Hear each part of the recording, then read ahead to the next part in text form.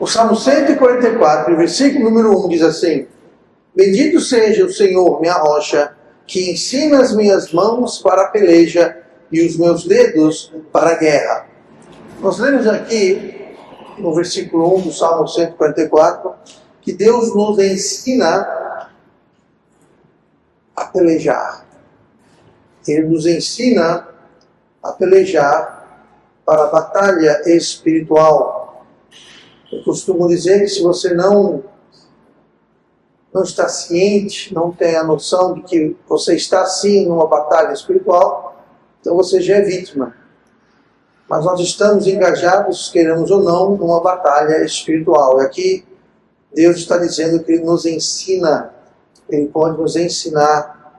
E esta guerra, na realidade, a guerra está ganha, a vitória já está garantida. Mas isso não exclui as batalhas.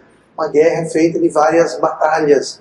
Então, apesar da guerra já estar ganha, apesar de sermos mais que vencedores, apesar de Cristo já ter ressuscitado e comprado a nossa vitória, ainda há batalhas a serem travadas e o Espírito Santo quer trabalhar em nossas vidas para nos dar habilidade, para nos dar disposição, para nos levar à ação e a tomarmos as mudanças necessárias para nos prepararmos e engajarmos nessa guerra espiritual. Então hoje eu quero ver algumas áreas em que Deus nos prepara para a peleja.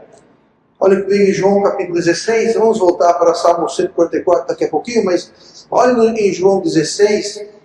Primeira coisa que eu quero trazer atenção para a igreja, no que Deus faz para nos preparar, mais especificamente o Espírito Santo faz para nos preparar para a peleja, é que ele exalta, o Espírito Santo vai exaltar Cristo. Cristo será exaltado pelo Espírito Santo como sendo o nosso comandante. Cristo é exaltado como o nosso comandante. O versículo 13 de João 16, isso que é Jesus falando. Mas quando vier aquele, o Espírito de verdade, que vos guiará em toda a verdade, porque não falará de si mesmo, mas dirá tudo o que tiver ouvido, e vos anunciará o que há de vir. Ele, o Espírito Santo, me glorificará. Então Jesus está dizendo que o Espírito Santo irá glorificar. O Espírito Santo vai glorificar o Filho, porque há de receber do que é meu e vou-lo-á de anunciar. Então o Espírito Santo lhe quer glorificar. O Espírito Santo lhe vai exaltar Cristo como sendo o nosso comandante. Se tem uma batalha, se tem uma guerra, então há também um comandante, há também um general. E é muito importante e é muito básico saber quem é o nosso líder, quem é o nosso comandante. E o Espírito Santo vai glorificar, vai exaltar, vai apontar Cristo como sendo o nosso capitão, o nosso general, o nosso comandante. E uma das formas de ele fazer isso é que o Espírito Santo vai despertar em nós um desejo e uma vontade de conhecer e reconhecer o nosso comandante. E é crucial que nós o conhecemos. Mas é muito difícil conhecer alguém que você nunca viu. Ninguém sabe como é Cristo. Não há foto, pintura, desenho, nada. Nós nunca ouvimos. Não sabemos como ele é. Nós sabemos como ele não é. Muitas vezes é retratado como sendo alguém de olhos azuis, de cor clara. Há versões até dele loiro, galego do zóio azul. Esse não é Cristo, tá? Cristo era um homem da região árabe, então ele tinha pele escura, tá? Não era africano, mas tinha uma pele bastante escura. Ele era indistinguível de alguém ao seu redor. Tanto que quando ele foi traído, Judas teve que ir lá e apontar com um beijo para informar. É esse, porque ninguém, ele não se destacava. Então nós não sabemos a sua aparência, nós não sabemos como é que ele é, sabemos que ele não tinha cabelo comprido, Pastor, mas nos filmes, esqueça filme, a Bíblia fala que homem com cabelo comprido é vergonhoso, é vexamoso. Assim como é vexamoso mulher com cabelo curto. Tá? Então, se a Bíblia fala isso, Cristo não tinha cabelo comprido. Naqueles tempos tinha barbeiro também, os homens cortavam cabelo, usavam cabelo curto. Tá? Então, nós não sabemos como ele é, nós não reconhecemos a sua voz, ninguém nunca ouviu a voz de Cristo. E fica muito difícil você amar alguém que você nunca viu, nem sabe como é que é. Não o reconheceria se encontrasse na rua. Que não vai ser o caso. Quando você encontrar Jesus, todo mundo vai perceber, tá? O mundo todo vai notar quando ele vier. Todo joelho dobrará, toda língua confessará que Jesus é o Senhor. Mas fora esse evento, ele passaria incógnito. Mas de alguma forma o Espírito Santo desperta em nós um desejo de agradá-lo, um desejo de conhecê-lo e o desejo de tê-lo como nosso comandante na batalha espiritual. Muitos crentes não enxergam, não reconhecem, porque o Espírito Santo não é permitido mostrar-lhes e despertar nele esse desejo de agradar o seu comandante. Saber quem é o nosso comandante é muito importante. Porque se nós não temos certeza, não sabemos reconhecer quem é o nosso comandante, é muito capaz que nós vamos lutar no lado errado. No lado errado. Na batalha, quando dois exércitos estão lutando, precisa haver uma distinção entre quem é o inimigo e quem não é inimigo. E o diabo é um grande enganador, um grande camuflador. Ele engana as pessoas e tem muita gente, tem muito crente bem intencionado servindo ao diabo. Por quê? Porque não estão permitindo que o Espírito Santo, através da sua palavra, que o Espírito Santo não vai contra a palavra de Deus e vice-versa. Eles não permitem que o Espírito Santo e a palavra de Deus mostrem e molde neles quem é o comandante real. Então eles seguem noções estrangeiras da palavra de Deus, achando que estão servindo Deus, achando que estão lutando no lado de Deus, e não estão, porque não reconhecem o seu comandante. Mas Deus deixa bem claro, o Espírito Santo deixa bem claro, quer deixar bem claro quem é que é o nosso comandante, e Cristo é o nosso comandante. Como nós sabemos, Cristo tem muitos nomes, Deus tem muitos nomes, mas um dos nomes de Jesus Cristo é o quê? A palavra de Deus. É um dos seus nomes. E o verbo se fez carne. Ele é a palavra de Deus, ele é o verbo. Então, nós podemos, através do Espírito Santo, através da palavra que foi inspirada e é preservada pelo Espírito Santo, nós podemos reconhecer e conhecer o nosso comandante e segui-lo nessa batalha espiritual. Então, olhe comigo de volta para o Salmo 144. Uma vez que nós temos o reconhecimento de quem é o nosso comandante, de quem é o nosso líder, então o Espírito Santo quer nos ensinar a fazer a batalha. Nós lemos no versículo 1 do Salmo 144. Bendito seja o Senhor, minha rocha, que ensina as minhas mãos para a peleja e os meus dedos para a guerra. Então o Espírito Santo quer nos ensinar para nos fortalecer. Você sabia que para você ganhar uma guerra, uma batalha, você não necessariamente tem que ser o mais forte, o mais poderoso. Tudo depende da estratégia. Tanto na luta física 1 a 1, quanto no combate bélico com maior amplitude, a tática, a estratégica é tão ou mais importante do que a força bruta, a força bélica. Existem vários exemplos na história da guerra, história bélica, onde forças menores venceram forças bem maiores por causa da estratégia. É claro, na Bíblia temos vários exemplos disso, e não foi necessariamente estratégia, mas foi uma questão de que Deus lutou no lado do seu povo. Mas, mesmo assim, estratégia é muito importante, aprender como fazer a guerra. No Salmo 18 e no versículo 34, diz assim: ensina as minhas mãos para a guerra, de sorte que os meus braços quebraram um arco de cobre. O arco de cobre era um arco que naquela época era uma arma muito avançada, porque ele tinha o poder de lançar as flechas muito mais longe por ser de cobre.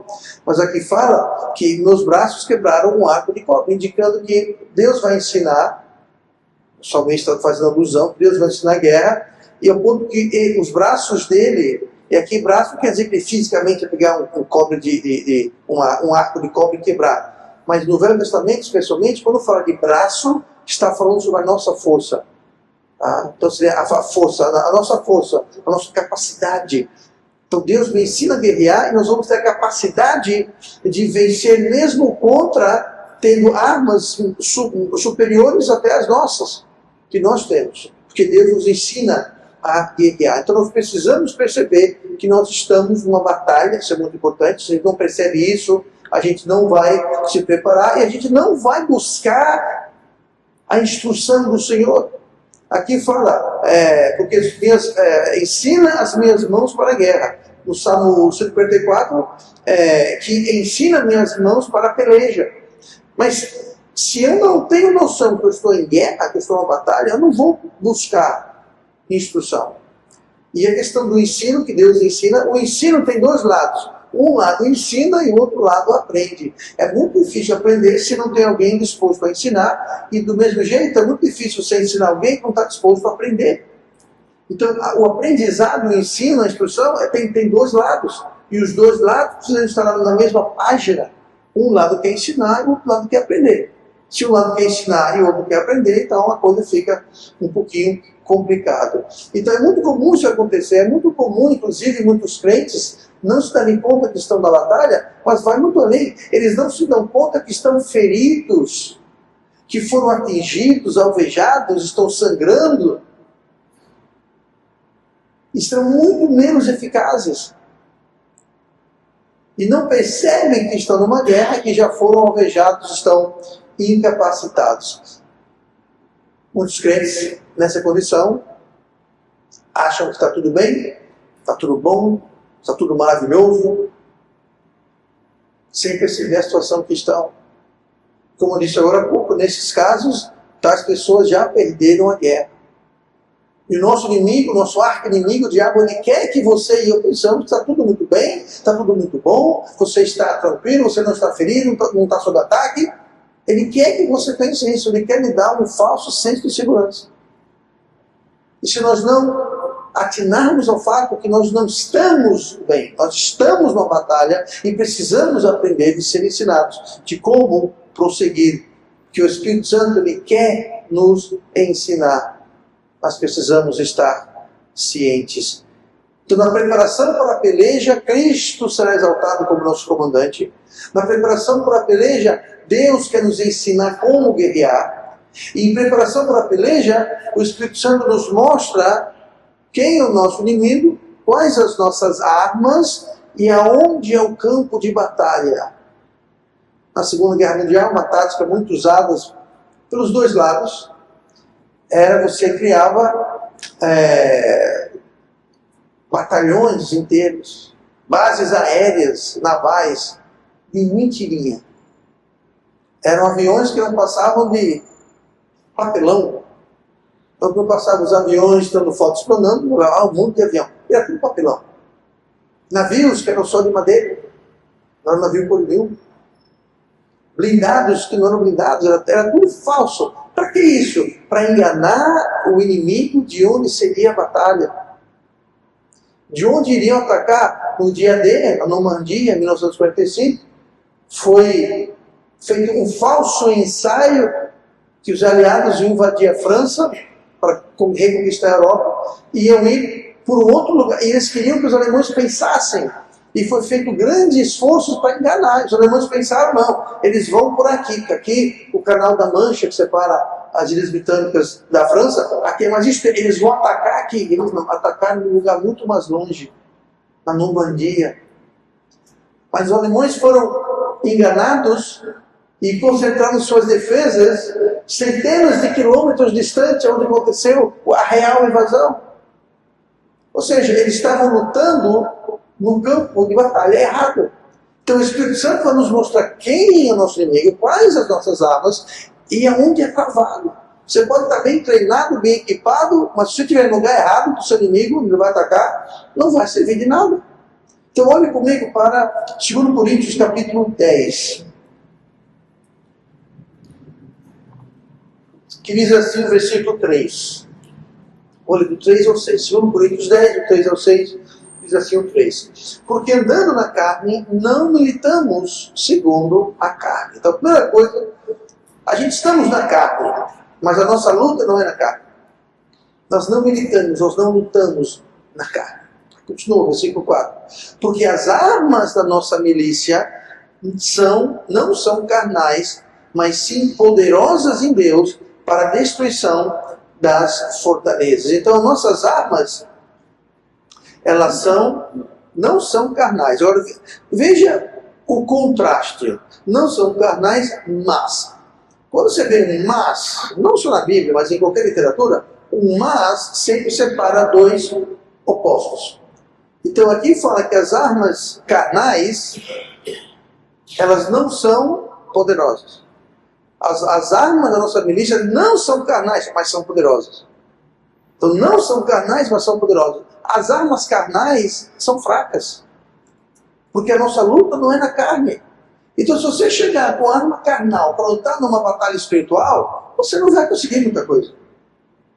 É o famoso exemplo, você levar uma faca para um tiroteio a bala. Não vai resolver nada. Eu chego lá com uma espada, com machado, com escudo. Eu chego lá com uma arma, armado para uma luta com lâmina, com espada. E tem outro ali que está todo armado até os dentes com pistola, fuzil, metralhadora. Quem vai ganhar? É a mesma coisa. Nós não podemos travar a peleja, a batalha espiritual com armas carnais. Elas não são poderosas. Elas são fracas para a batalha espiritual. Então, voltando aqui. Mas sim poderosas para a destruição da fortaleza. Versículo 5. Destruindo argumentos e toda altivez que se levanta contra o conhecimento de Deus e levando cativo todo o entendimento à obediência de Cristo. E estando prontos para vingar toda desobediência quando for cumprida a vossa obediência. Isso aqui é um trecho muito interessante, mas retomando o começo aqui, se tem uma batalha, se tem guerra, tem armas. Essas armas são poderosas em Deus. Então nós temos nossas armas com Deus. Versículo 4 diz, que as armas das nossas milícias não são carnais, mas sim poderosas em Deus. Efésios 6,13, portanto tomai toda a armadura de Deus para que possais resistir no dia mau e, havendo feito tudo, ficar firmes. Então as armas são espirituais, as armas são poderosas. Agora, aonde é travar essa batalha? Sabemos que não vamos vencer a batalha espiritual com força de vontade, com força humana, com influência, com contato. Não. Nossas armas não são carnais, são espirituais. Mas aonde é a batalha? Vamos lá. O campo principal da batalha é a nossa mente. Ela não é travada necessariamente no trabalho, na escola, no lar, na faculdade, na igreja, na sociedade. Ela começa aqui, ó. A batalha espiritual é pela sua e pela minha mente. Olha aqui o que fala aqui no versículo 5 de 2 Coríntios 10. A batalha é na mente. Agora, por que a batalha é na mente? Porque a fé começa onde? Na mente. O que é fé? Fé é você saber, crer e gerar um resultado concreto. Então, saber, crer, fazer. Você não vai fazer se você não crer. Você não crê se você não saber. Então o diabo ataca na mente, porque se ele consegue vencer a mente, o resto já está ganho. O resto já está ganho. Mas note as palavras usadas aqui no versículo 5. Usa a palavra argumentos. Essa palavra argumentos é a palavra grega logismos. É de aí que vem lógica, raciocínio. Então a nossa batalha é para ser travada onde? Nos argumentos, na lógica do pensamento. Aí usa a palavra conhecimento. Conhecimento é a palavra grega gnosis, que quer dizer conhecimento, você saber das coisas. Outra palavra usada é entendimento, que é a palavra grega noema. Essa palavra noema, ela quer dizer pensamento. Tá? É a forma que você pensa, a forma que você raciocina. Então a nossa batalha vai ser travada nos argumentos, conhecimento, entendimento, que é na lógica e nosso pensamento, nossa mente. Tá? Então, voltando aqui para 2 Coríntios 10, falando sobre as armas poderosas de Deus para a destruição das fortalezas, aí diz que vai destruir, destruindo argumentos contra conhecimento e levando cativo o entendimento. Quando fala levar cativo o entendimento, é levar cativo o pensamento, a forma de a gente pensar, a forma de a gente enxergar, raciocinar o que está acontecendo ao nosso redor. Então a batalha é por nossas mentes, nosso raciocínio. Saiu mal essa. A mente é onde nós vamos decidir. É na mente que nós vamos decidir se vamos obedecer a Deus ou se vamos sucumbir para a tentação. Começa na mente. É na mente que nós vamos tomar nossas decisões e fazer as nossas escolhas. É na mente que começa. É na mente que nós vamos semear sementes que vão frutificar para frutos do Espírito, obras da carne. É na mente que nós vamos decidir se vale ou não fazer a coisa certa. Tudo isso começa aqui, ó. Por isso que a batalha é travada na mente, por isso que as nossas armas são poderosas para a destruição justamente dos argumentos, conhecimento, entendimento, pensamento, raciocínio. É aqui que começa. E o grande problema é que a maioria dos crentes não está travando a batalha aqui, está travando a batalha aqui, ó, nos membros, na carne. Estão tentando travar e vencer uma batalha espiritual na carne. Eu vou resistir à tentação. Não, melhor que resistir à tentação é você ter ganho a batalha da sua mente, onde você vai decidir os seus apetites, suas decisões, os seus gostos, suas paixões, suas vontades, vão ser decididas aqui. Uma vez que ela chega nos nossos membros, nos nossos pés, onde eu vou andar, o que eu vou fazer, o que eu vou falar, a batalha está perdida. A batalha, a peleja é travada na mente. E o diabo quer ganhar a nossa mente. Por isso que as armas que são poderosas de Deus, elas vão destruir essas fortalezas do entendimento, do raciocínio, do pensamento, da lógica, tá? Que é o alvo e o objetivo que ele tem. Mas se você olhar no versículo, no último versículo que nós lemos em 2 Coríntios, versículo 6, traz um versículo interessante. E estando prontos para vingar, façam vingança, vingar toda a desobediência, quando for cumprida a vossa obediência. Que quer dizer isso, pastor? Vingar a desobediência. Vingar a desobediência de quem? A nossa, a sua, a minha desobediência. Essa palavra vingar é a palavra grega ekdikos, que significa fazer justiça ou dispensar justiça, distribuir justiça. Então, aqui o que está dizendo é que Deus ele quer vingar, entendendo que vingar é fazer justiça. Então, Deus quer fazer justiça contra a nossa desobediência. Então, Deus vai vingar a nossa desobediência através da nossa obediência. Ou seja, da nossa vitória na batalha espiritual, que é travada na mente.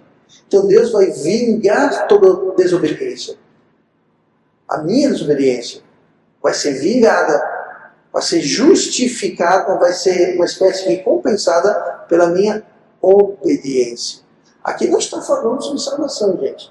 Aqui está falando sobre o nosso relacionamento com Deus. Quando nós somos desobedientes, nós danificamos aquele relacionamento. Então Deus quer vingar. A gente pensa em vingança como uma coisa... Não, A palavra vingança aqui não quer dizer essa vingança de eu vou lá e vou. Não. Quer dizer fazer justiça. Fazendo justiça, você desfaz injustiça. Dá para entender? Então Deus vai desfazer a nossa injustiça, fazendo justiça através da nossa obediência. Então a minha desobediência gera injustiça, mas a minha obediência gera justiça, que é justamente o vingar. Então Deus, essa batalha espiritual é para que nós possamos ter um relacionamento completo, íntegro e bom com o nosso Deus. Ele vai vingar. Então Deus quer nos dar as ferramentas, Ele quer nos mostrar onde a batalha é, Ele quer nos dar as armas e nos fazer cientes que é uma guerra, porque a guerra vai resultar na aproximação ou afastamento de Deus. Você é salvo? Amém, glória a Deus. Mas alguém pode ser salvo e estar distante de Deus. O relacionamento está fragilizado. O relacionamento está entupido, não está fluindo por causa da nossa desobediência. Então Deus vai fazer justiça, vai limpar aquilo através da nossa obediência, através da nossa peleja na batalha, que Deus mostra com quem é, contra quem, não é contra carne ou sangue, é espiritual, não é carnal. A batalha, ela pode parecer que é no lar, na sociedade, na escola, na faculdade, no trabalho, e de um certo modo mas a batalha real é aqui. A gente vê, hoje em dia dá para ver que as guerras são literalmente mostradas ao vivo, mas a guerra não começa ali no fronte, nas trincheiras, a batalha. A guerra começa lá atrás. A guerra é a logística de levar armamento, de levar equipamento, levar combustível, de trazer socorro. Ninguém pensa nisso. Mas você vê que o cozinheiro é muito importante para a batalha, porque os soldados querem o quê? Eles vão comer também. Os enfermeiros, os médicos, os motoristas, de toda a espécie, as pessoas que trabalham com comunicação, todo mundo faz parte da batalha. Então muitas vezes a gente não vê a guerra, a gente vê a guerra aqui e ali, mas a guerra começa aqui em nossa mente. Por isso que muitas vezes de uma guerra, o alvo principal nem sempre é aquele soldado que está no fronte, que está ali. Muitas vezes vão atacar a retaguarda, onde tem os depósitos, onde tem a munição, onde tem as peças de reposição, onde tem o combustível. Que você para a coisa lá atrás, você para a coisa aqui na frente. É isso que o diabo faz, ele quer começar o ataque aqui. E se ele consegue desarmar você na mente, a batalha já está ganha. Você corta o suprimento de um exército, aquele exército pode lutar por 1, 2 dias e acabou. Não quero entrar aqui em histórico estratégia de guerra, mas foi assim que os alemães foram derrotados na Rússia. Invadiram durante a primavera e o verão, tiveram muitas conquistas, parecia que estavam ganhando, os russos recuando, mas os russos usaram estratégia. Você sabe como é que é o inverno russo? Eu já estive na Rússia no inverno. É frio. É muito frio. Então o exército russo lutou, mas estavam perdendo, mas estavam deixando os alemães tomar. Até chegar o inverno. Quando chegou o inverno, o exército russo sabia, conhecia, equipado, treinado, começou a atacar de volta. Para quem é interessado nessas coisas, cercaram, se não me engano, vários exércitos, milhares e milhares de soldados, cercaram. E venceram, no final das contas, através de que estratégia? A guerra está aqui, ó. Começa na nossa mente. E o alvo dessa guerra é para Deus vingar a nossa desobediência através da nossa obediência. Quando os nazistas começaram seu ataque na Polônia, aliás, em toda a Europa, mas esse exemplo que eu vou dar especificamente em Polônia, eles juntaram todos os judeus e criaram os guetos de judeus, onde fechavam grandes áreas da cidade, botavam todos lá dentro, ninguém saía, ninguém entrava sem a permissão dele. E um desses guetos havia um judeu chamado Chaim Rumkowski.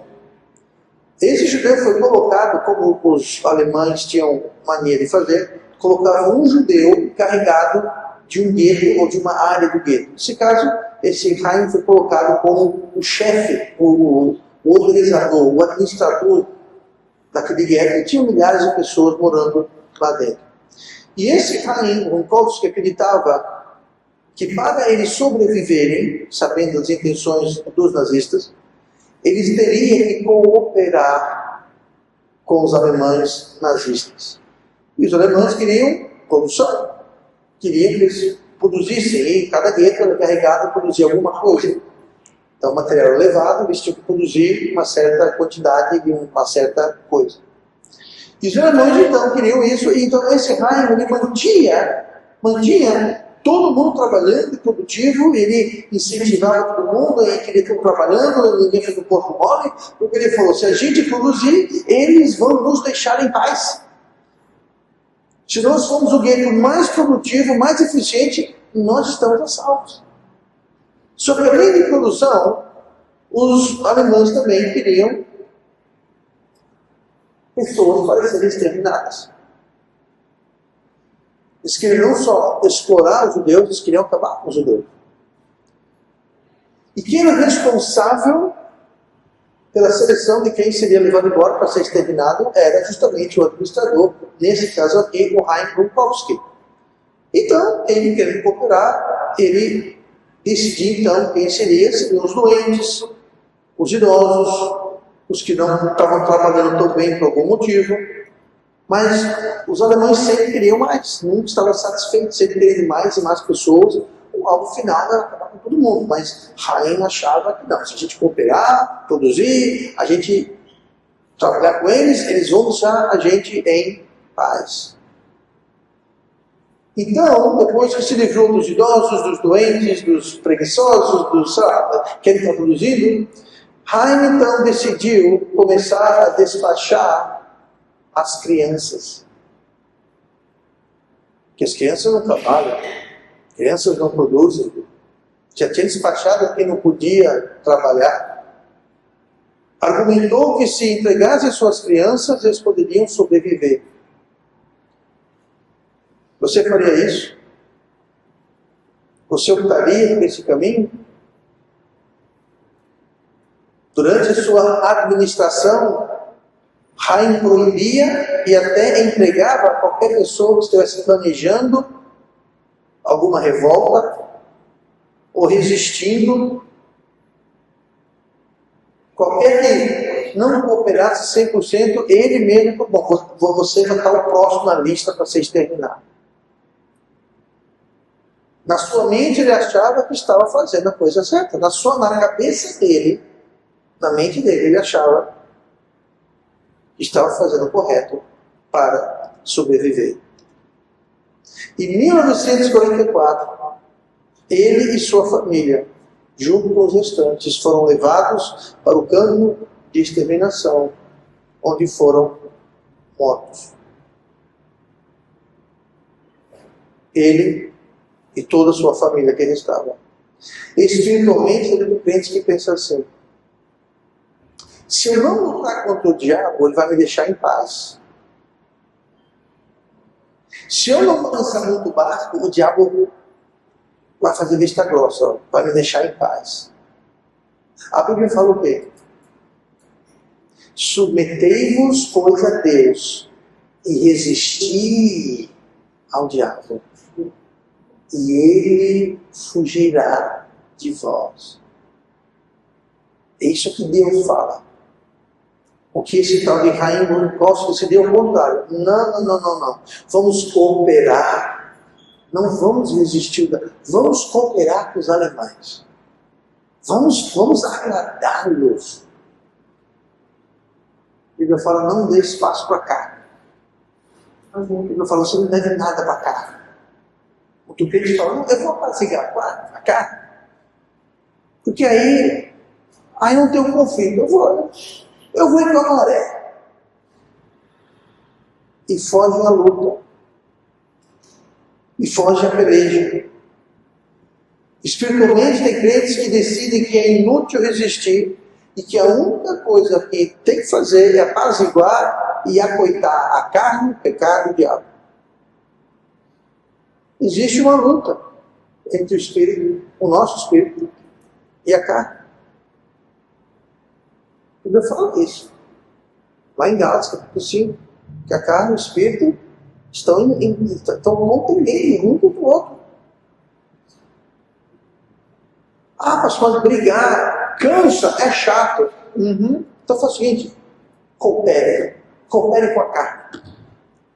Chute o pau na barraca, mete o pé na jaca e fala, carne, fique à vontade, eu não vou resistir mais. Então fala, quando nós submetemos-nos a Deus e resistimos o diabo foge. Quando você não resiste o diabo, ele não foge. Ele fica no teu cangote. Ele fica no teu calcanhar, ele não vai embora. Ele não vai te dar paz. Pelo contrário. Foi isso que esse cara aqui pensou. Não, vamos cooperar com os nazistas que vamos poupar. Não pouparam nada. Não pouparam ninguém. Então é preciso batalhar, preciso resistir essa lógica e raciocínio humano. A Bíblia fala para resistir, para lutar, para pelejar. E Deus nos ensina a pelejar. Deus nos dá armas poderosas. Deus nos mostra quem é o inimigo, aonde quer trabalhar essa batalha. Mas se a gente não colocar isso em ação, muitas vezes nem vamos se dar conta que estamos numa batalha. E é aí que mora o perigo. A lógica que o Rukowski empregou é a mesma que muitos crentes usam hoje em suas vidas, de não fazer nada. De não fazer nada. Nós precisamos, aqui o termo que a Bíblia usa, lá no versículo... versículo lá em 2 Coríntios 10, no versículo 5. Levando cativo todo o entendimento à obediência de Cristo. Essa palavra entendimento, ela quer dizer pensamento. Pensamento. Inclusive, você vai na versão King James, lá está pensamento, todo pensamento. Pastor, mas é possível? O pensamento é uma coisa, tem como controlar o pensamento? A Bíblia fala que tem. Como, pastor? Se nós não estamos controlando os nossos pensamentos, é porque a batalha não está indo bem. Porque as nossas armas são poderosas em Deus, justamente para anotar aqui, para poder capturar os nossos pensamentos. E eu vou ler aqui as palavras exatas. Levando cativo todo o entendimento, que é pensamento, a obediência a Cristo. Então nós podemos controlar o nosso pensamento, nosso raciocínio, como nós raciocinamos, como nós agimos, para mudar a nossa mente. Versículo 5, destruindo argumentos e toda altivez. Orgulho. O que é orgulho? É saber, achar que você sabe mais do que Deus, que eu sei mais do que Deus. É altivez de orgulho. Onde começa o orgulho? Nós pensamos que sabemos mais e melhor do que Deus. Onde é que a gente sabe? Na mente. A batalha é na mente. E falhar nisso é o equivalente de entregar as crianças para os nazistas. É a mesma coisa. Muda um pouquinho a circunstância, mas o princípio é esse. O princípio é o mesmo. Nossas armas são poderosas, mas nós temos que usá-las. Nós temos que usá-las. Não lutar é fazer o que o inimigo quer. O inimigo quer nos convencer que nós não devemos, que nós não podemos lutar, que é inútil lutar. Assim como o Rukowski. Existem relatos que o Rukowski não chegou a ser morto pelos nazistas. Os próprios judeus mataram ele. Os próprios judeus, quando já indo no vagão do trem, indo para o campo de extermínio, os próprios judeus, aquele vagão que eram pessoas do gueto dele, eles mesmos já despacharam ele ali no trem. Você nos governou, nos aconselhou, você estava entregando qualquer pessoa que falasse em existir. Você entregou nossas crianças, nossos idosos, nossos doentes, se recusou a existir, e agora estamos todos aqui, inclusive você e sua família. É dito que alguém chegou no campo de extermínio. Foi morto pelas mãos dos próprios judeus. O mundo, o diabo e a carne. Eu vou terminar com isso, preste bem atenção. Nunca lhe darão paz. Nunca lhe darão trégua. Nunca vão parar de pelejar contra. Nunca. A saída não é cruzar os braços e balancear a bandeira branca e falar, eu me rendo. Não. Essa não é a solução. A solução, submeter-vos, pois, a Deus, resistir o diabo e ele fugirá de vós. Resistir, pelejar.